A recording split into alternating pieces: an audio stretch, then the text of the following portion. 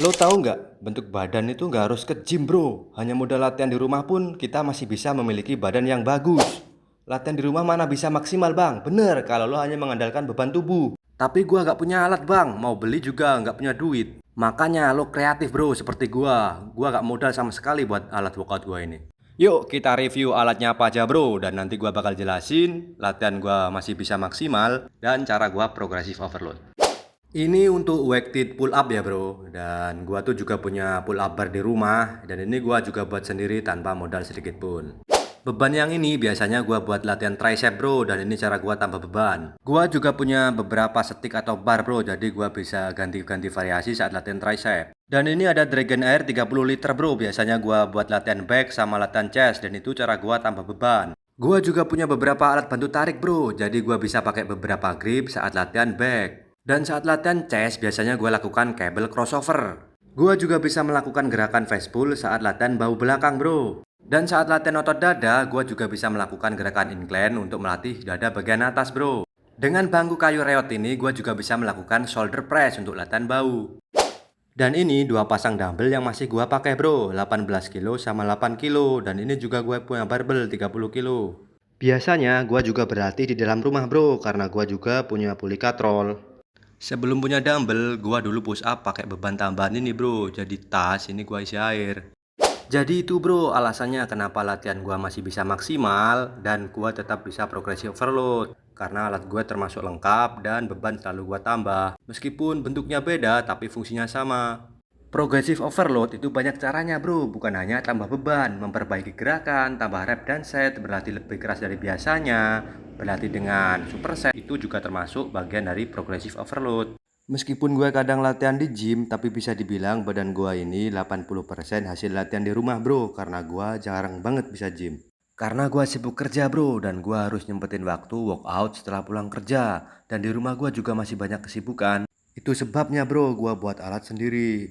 Gue adalah kepala rumah tangga bro, dan gue punya 2 anak. Dan itu sebabnya gue gak bisa cukupin protein gue setiap hari. Gue gak bisa lagi bro mentingin diri gue sendiri. Makanya gue lebih memilih makan apa adanya, apa yang dimasak istri gue bro. Dan waktu gue lebih gue prioritaskan untuk keluarga gue.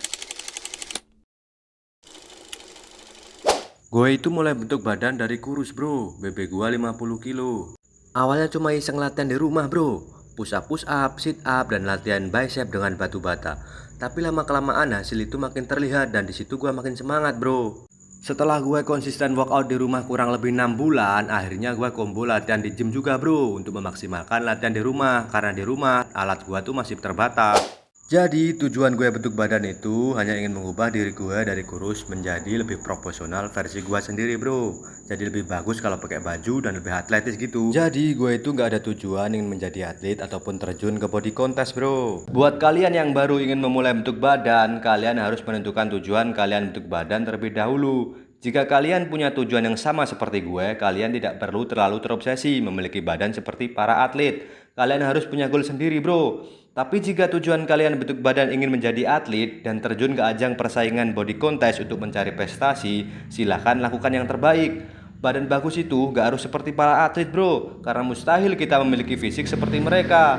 Mereka akan melakukan apapun untuk badan mereka atau otot mereka karena sebagai aset, sebagai profesi. Kita punya pekerjaan sendiri bro, dan kehidupan kita jelas berbeda seperti mereka. Itulah pentingnya menentukan tujuan dan sudut pandang kita tentang badan bagus itu seperti apa sebelum kita memutuskan untuk memulai bentuk badan agar tidak terlalu terobsesi.